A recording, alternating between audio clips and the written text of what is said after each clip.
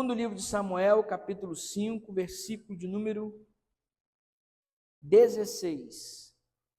Nós estamos falando sobre o tema vida abundante no Senhor, né?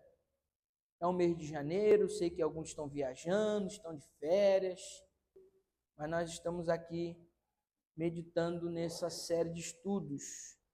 Semana passada nós falamos sobre a vida abundante no Espírito de Deus, né? Meditando lá no livro de Gênesis sobre andar com Deus.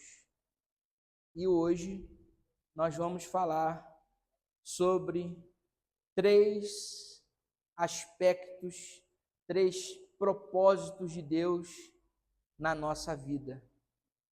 Segundo Samuel 5, verso 16, está escrito assim: e Elisama, e Eliada, e Elifelete. Diga comigo assim: Elisama, Eliada e Elifelete.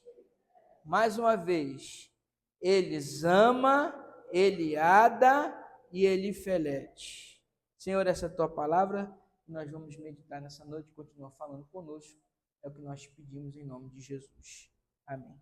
Pode sentar. Alguém diz assim: pastor, o que vem aí? Né?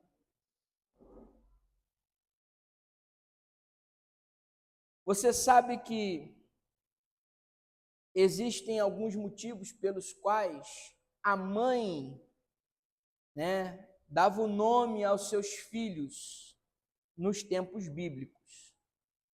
A mãe sempre dava nome aos filhos, ou por uma situação que estava acontecendo naquele momento. Por exemplo, Raquel deu nome ao filho mais novo de José, de Jacó, melhor dizendo, e ela colocou o nome de Benoni, que significa filho da minha dor, porque ela sentiu muitas dores e veio até a óbito no dia que ela deu à luz. Mas Jacó mudou o nome para Benjamim, que significa filho da felicidade. Então, o nome, ele determinava o momento, ele é determinado pelo momento que estava se acontecendo, ou com a intenção de se abençoar a criança, que a criança tivesse sobre ela aquele significado, né? Existe um nome na Bíblia, eu lembrei-me aqui agora, eu só vou pegar aqui a referência dele, que Deus mudou o cativeiro de Jabes. 1 Crônicas 4:10, por favor. Primeiro livro das Crônicas, capítulo 4, versículo 10.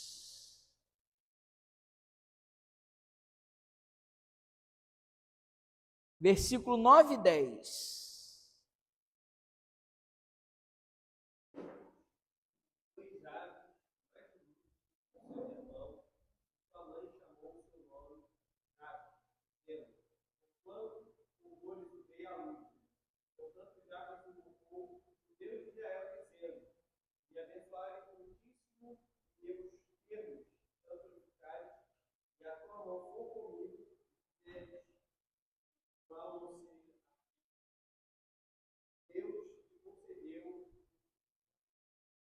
Muito bem.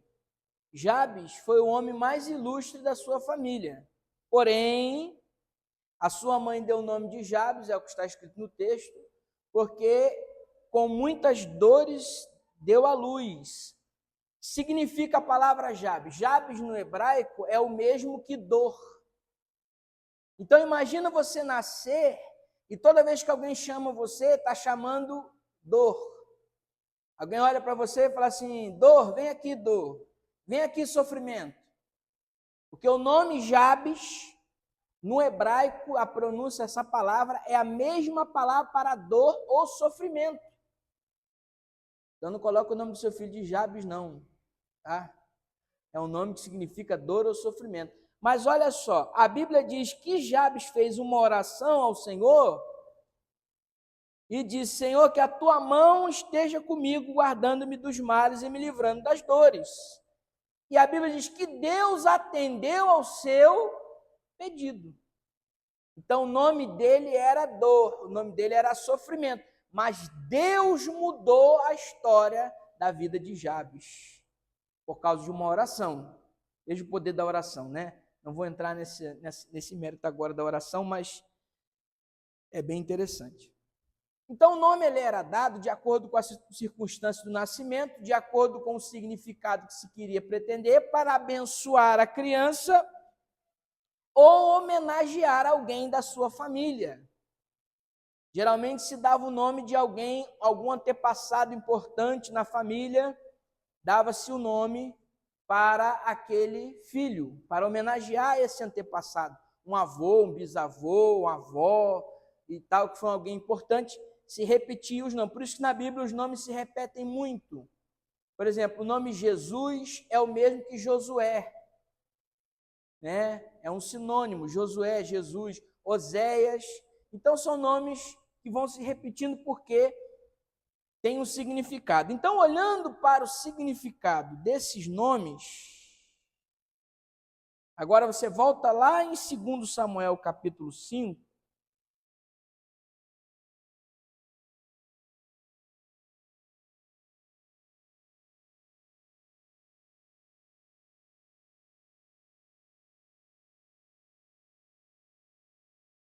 e você vai ver o versículo 13 comigo.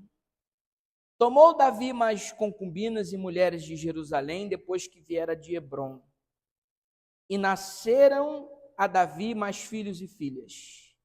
E estes são os nomes dos que lhes nasceram em Jerusalém: Samua e Sobabe, e Natã e Salomão, e Ibar e Elisua, e Nafeg e Jafia, e Elisama e Eliada e Elifelete. O que significa isso, pastor? Significa que aqui era o ponto onde a vida de Davi estava melhor. Ele tinha sido ungido rei sobre todo Judá e Israel. Tinha conquistado Jerusalém, e Jerusalém significa lugar de paz. Então, Davi estava num lugar de paz, seu reino prosperando, sua vida estava na melhor fase, e a Bíblia diz que ele se casou com algumas mulheres de Jerusalém e teve mais filhos em Jerusalém. Só que o que me chama a atenção, meus queridos irmãos e irmãs, é que aqui Davi está dando nome, esses três nomes, Elisama, Eliada e Elifelete, que são nomes que significam causas espirituais, porque eles começam com a letra E, L, El, que significa Deus. Então, quando você vê a palavra Elisama, Elisama significa o Deus que me ouve. Davi está exaltando a Deus porque ele viveu vários processos na sua vida aonde ele foi perseguido.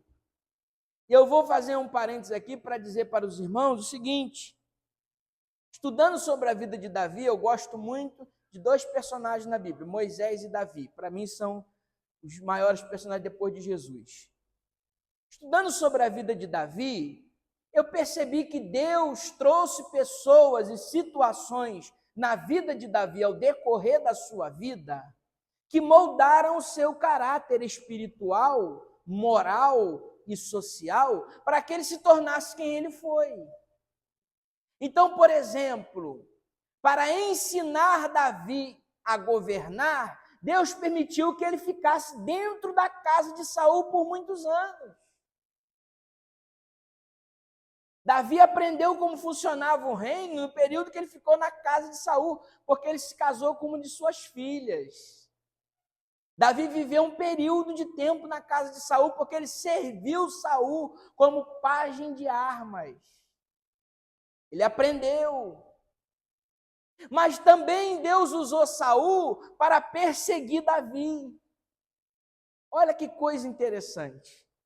Tudo na nossa vida, irmãos, é uma didática do céu.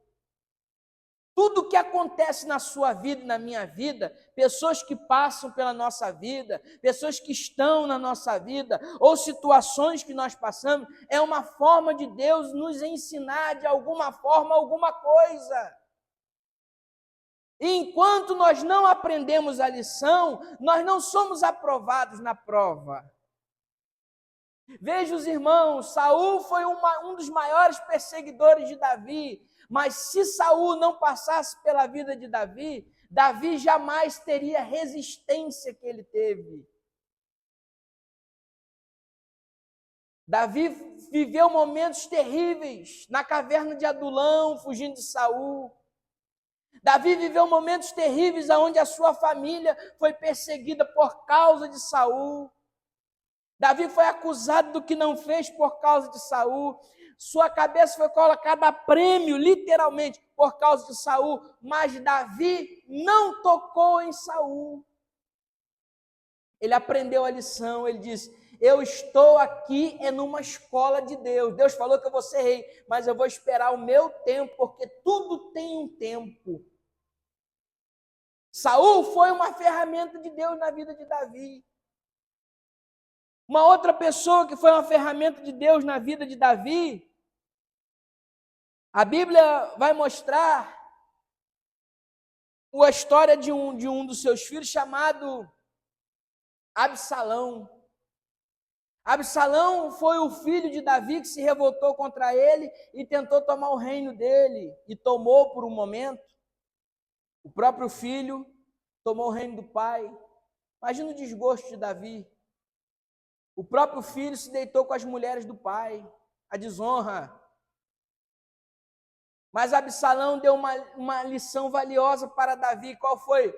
Davi só passou o que passou com Absalão porque não corrigiu seu filho como deveria corrigir.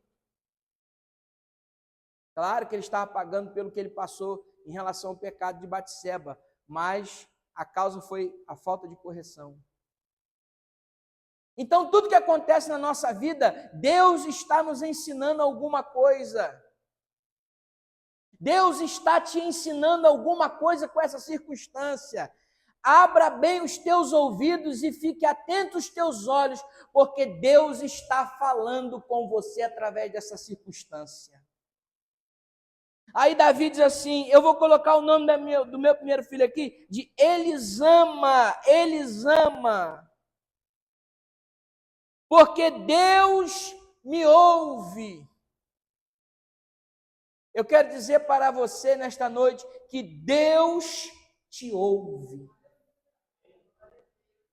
E que andará sui decaia. Deus te ouve. Deus ouve quando você clama por socorro.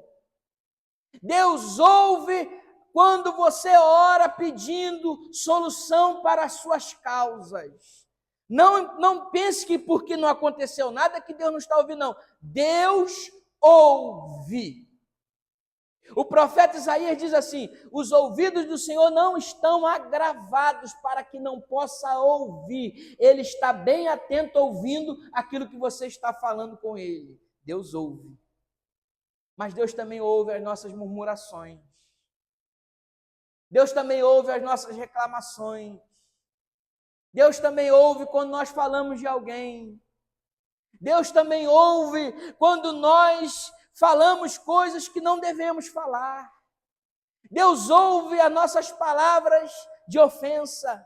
Deus ouve as nossas palavras que muitas vezes machucam alguém. Deus ouve tudo. Deus não ouve só a oração. Ele ouve tudo que sai da nossa boca. Eu acho muito interessante quando nós vemos que Elias estava andando no caminho, indo para o deserto, pedindo a morte, e Deus visitou ele com um anjo, comeu pão, bebeu água, peixe na brasa, andou mais um pouco, parou, andou mais um pouco, chegou na caverna e disse: Deus, eu estou sozinho, eu estou aqui só. Aí Deus ouviu a oração de Elias na caverna e disse assim: o que é que você está fazendo aí? Levanta e sai daí, você ainda tem unção para ungir mais 3 pessoas e você está aí se lamentando. Eu ainda tenho alguém que não se dobrou o joelho a Baal e ainda não beijou a sua imagem. Elias, sai dessa caverna, porque eu estou ouvindo o que você está falando aí. Deus ouve, meus irmãos. Alguém, por gentileza, 1 Pedro 5, verso 6.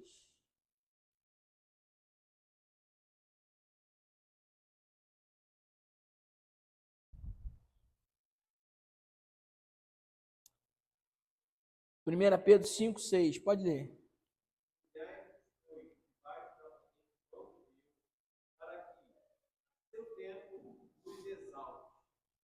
Isso, versículo 7. Lançando sobre ele toda a vossa ansiedade, tem cuidado de vós. Humilhai-vos, pois, debaixo da potente mão de Deus, para que a seu tempo vos exalte, lançando sobre ele toda a vossa ansiedade, porque ele tem cuidado de vós, ele te ouve. Deus me ouve, aleluia, aleluia. O salmista diz que ele ouve dos altos céus os seus filhos, quando clamam a ele por socorro. Deus nos ouve. Deus nos ouve. Eles amam. Mas também existe um outro aspecto aqui que Deus trabalha na vida daqueles que estão vivendo em novidade de vida. Eliada, que significa Deus conhece. Deus sabe. Deus sabe. Eu fico imaginando o profeta Jeremias. Eu penso que não tem um homem na Bíblia que sofreu assim, tanto por causa do ministério quanto Jeremias, talvez Ezequiel. Mas Jeremias sofreu muito. Jeremias profetizava, ninguém dava ouvido. O pessoal pegava ele, o rei mandava, teve uma situação que o rei mandou pegar ele, amarrar na carroça, a carroça andar pela cidade e arrastar ele por Jerusalém inteira.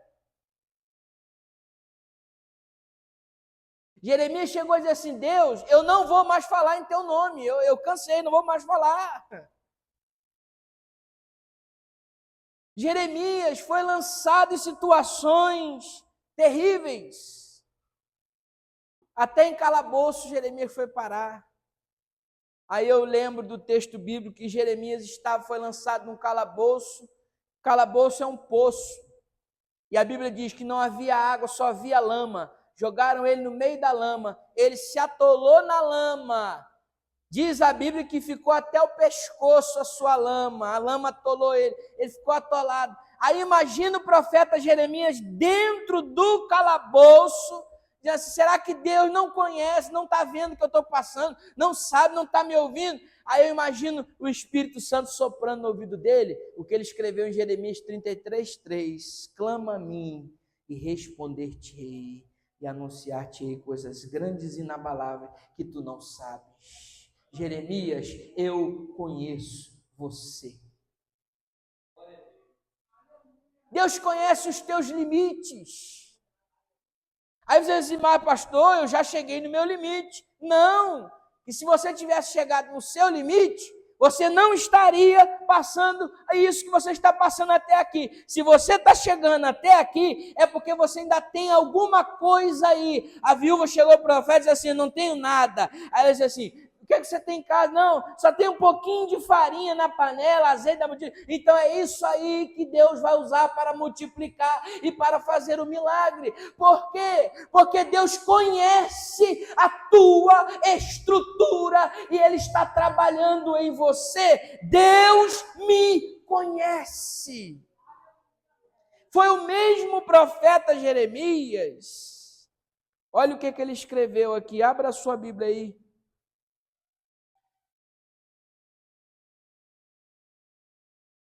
Livro do profeta Jeremias, capítulo 1, versículo de número 5.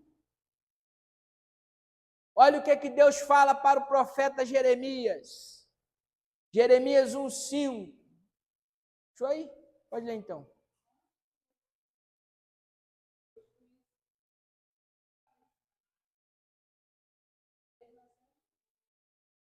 Antes que te formasse no ventre, eu te o quê? Te o quê, igreja? Conheci.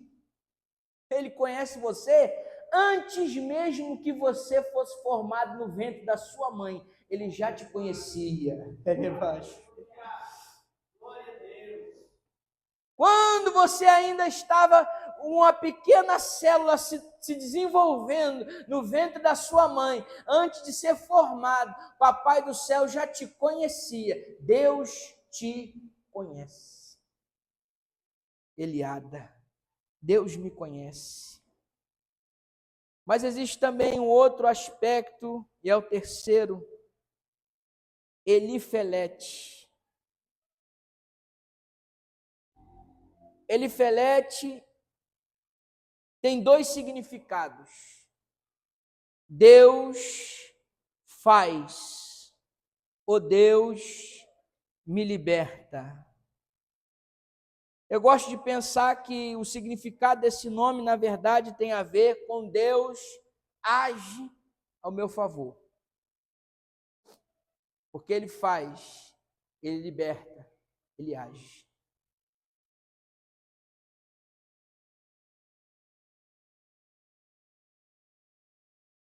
Segundo livro dos Reis, aliás, primeiro livro de Reis, capítulo 19. Um pouquinho à frente aí de Samuel.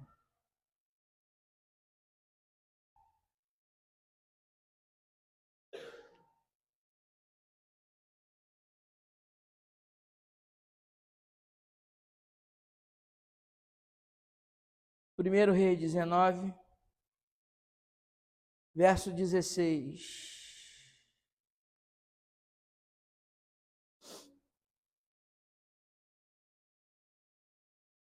Também a Jeú, filho de Nissi, ungirás rei de Israel. Primeira resposta de Deus para Elias. Elias, Acabe é o rei, mas ele não vai permanecer como rei, porque eu vou colocar outro rei no lugar dele. Eu estou agindo a teu favor. Segunda resposta, versículo 16 ainda. Também Eliseu, filho de Safate, de Abel-Meolá, ungirás profeta em teu lugar. Deus estava dizendo para Elias, eu estou vendo que você está sobrecarregado e eu vou colocar alguém no seu lugar.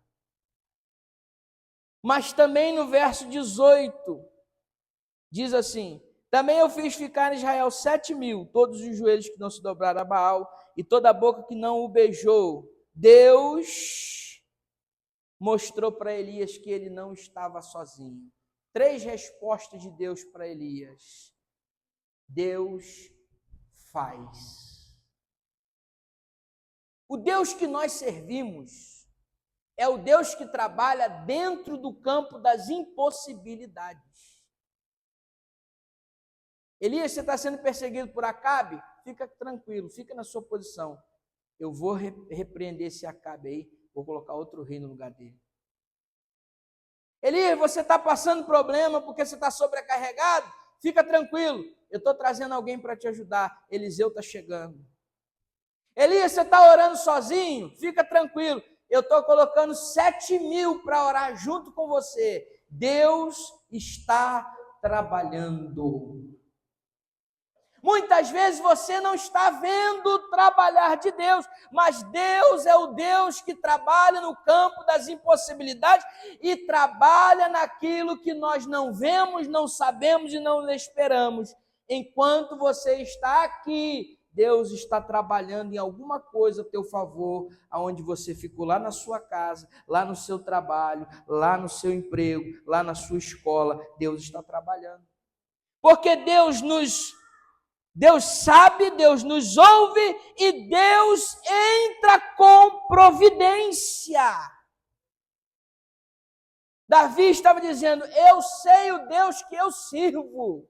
Ele não só me ouve, ele não só me conhece, mas ele também trabalha ao meu favor. Aí eu lembro de Isaías 54, que eu já preguei aqui. Porque desde a antiguidade não se ouviu, nem com ouvido se percebeu um Deus além de ti, que trabalha em favor daqueles que nele esperam. Nosso Deus não é um Deus estático, ele é um Deus que está em movimento. Por isso que você e eu não podemos ficar parados. Aí quando eu falo isso, sempre tem alguém que pensa que parado é aquele que não tem cargo, não tem função. Irmão, não tem nada a ver. Estar parado significa que você não está fazendo nada. Mas eu não preciso de posição, eu não preciso de função, eu não preciso de cargo, eu não preciso que alguém mande eu fazer. Basta eu dizer: Senhor, eu estou aqui, me usa conforme tu queres. E você vai ver que o Espírito de Deus vai te usar na tua simplicidade, na tua limitação, mesmo do jeitinho que você é, porque você é útil para o reino de Deus, da forma como você serve, você é útil.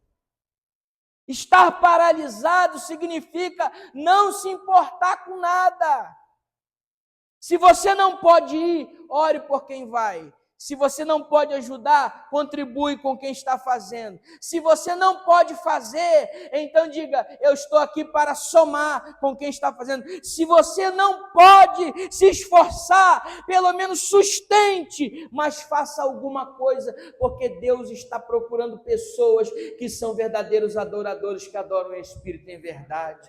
Deus está procurando pessoas que Ele possa usar. O Espírito de Deus está procurando pessoas, vasos, que tenham espaço para receber azeite, porque a crise não é de azeite, a crise é de vaso. Aonde tiver vaso, enquanto tiver vaso, tem azeite jorrando do alto céu. Deus faz. Para encerrar, eu só vou citar mais uma referência. Livro do Êxodo. Eu sou apaixonado por Êxodo.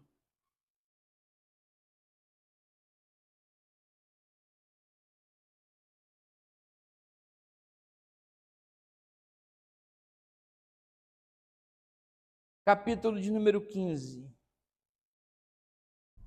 É o Cântico de Moisés.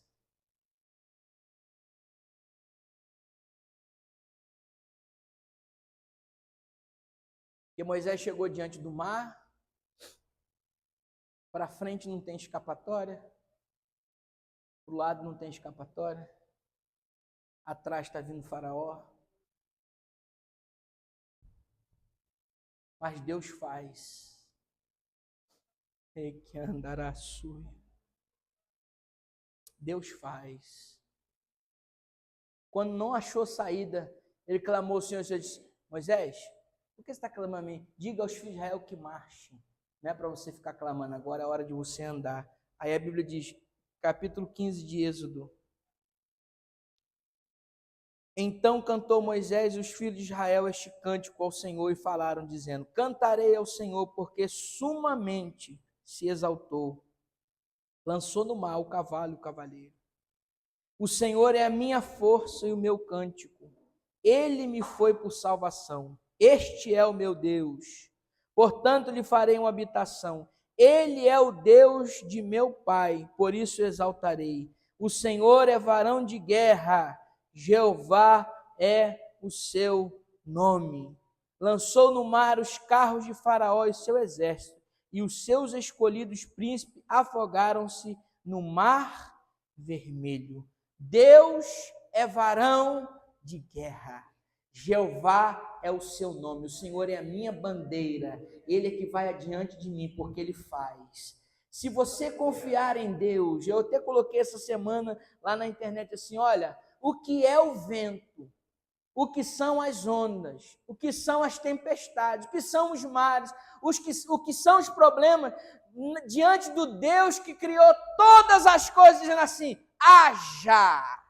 O poder da sua palavra fez entrar à existência aquilo que não existia. Você acha que esse Deus está limitado a uma causa pequena? Coloca a tua fé em ação, porque Deus faz. Deus vai fazer na sua vida. Eu estou profetizando. Se você quiser receber, receba essa palavra em nome de Jesus. Deus vai fazer o extraordinário na sua vida. Deus faz. Deus te liberta. Deus age. Deus lança no mar o cavalo e o cavaleiro. Aquietai e saber que eu sou Deus. Serei exaltado entre as nações, serei exaltado sobre a terra. Jeová é varão de guerra, ele é a nossa bandeira. Ele faz, ele faz, ele faz, ele faz, ele faz. Elifelete, ele faz. Deus vai entrar com providência nessa causa, porque ele faz. Deus vai entrar com providência nessa impossibilidade, porque ele faz. Coloca a tua fé em ação, porque a Bíblia diz: não há nada impossível para Deus. Quando Deus, o anjo, visitou Maria, diz assim: vai lá visitar a tua prima Isabel, que já é de idade, mas está grávida. Lucas 1,47, porque para Deus nada é impossível. Eu estava lendo a narrativa de Abraão. Abraão recebeu uma promessa. Com 75 anos ele recebeu a promessa. Mas já estava 100 anos e a promessa não se cumpriu. Aí o anjo visitou e disse assim: daqui a um ano eu vou vir até você e a sua mulher Sara terá um filho. Aí ela riu, ela achou engraçado. Porque tem promessa que a gente acha que é absurda, né? Mas, isso é um absurdo, eu não vou isso não. Aí você ri. Aí o anjo disse assim: você riu por quê? Por que você riu? Vai chegar essa... Não, eu não ri não. Ela disse: não, eu não ri não. Eu lendo a Bíblia, eu me transportei para a cena. Eu imagino ela: não, eu ri não, eu ri não, eu ri não. Aí o anjo disse assim: mas você riu. O nome da sua bênção vai se chamar Isaac. Isaac significa risada, porque ela riu da promessa. Mas o Isaac chegou, o riso chegou na casa de Sara, porque para Deus nada é impossível. Deus que faz, Deus faz. O Deus que visitou Isabel e deu a ela um filho na sua velhice, ele faz. O Deus que visitou Sara, ele faz. O Deus que visitou Moisés no Mar Vermelho, ele faz. O Deus que visitou Davi com a pedra, fez um traumatismo craniano na testa do gigante, caiu no chão, ele pegou a espada e cortou a cabeça. Esse é o Deus que você serve, é o Deus que faz. O Deus que visitou Naamã depois de mergulhar 7 vezes no Rio Jordão e saiu curado da sua lepra, é o Deus que nós servimos, é o Deus que faz, é o Deus que faz chover pão do céu no deserto para o seu povo, água sair da rocha, e se não tiver pão no céu e água na rocha, ele manda as cordonizes no meio do deserto para sustentar o seu povo, porque ele é o Deus que faz. Creia no Deus que você serve, porque ele faz. Ele faz. Ele faz. Qual é a sua causa? Qual é a sua dificuldade? Viver uma vida em abundância com Deus, vida abundante no Espírito de Deus, vida abundante no Senhor, é acreditar que Deus te ouve, que Deus te conhece e que Deus faz na sua vida. Confia no Senhor nesta noite. Que Deus abençoe você. Receba essa palavra em nome de Jesus. Tome posse dela. Em nome de Jesus. Amém?